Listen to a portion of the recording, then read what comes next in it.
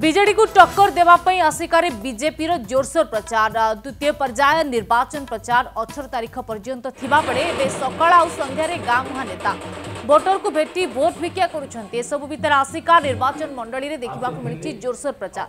एठारे बीजेडी पुणी थे आसिका विधायक मंजुला स्वाई को टिकेट देथिबा बेले कांग्रेस सुरभि बिसोई को बीजेपी सरोज कुमार पाढ़ी को टिकेट देछि।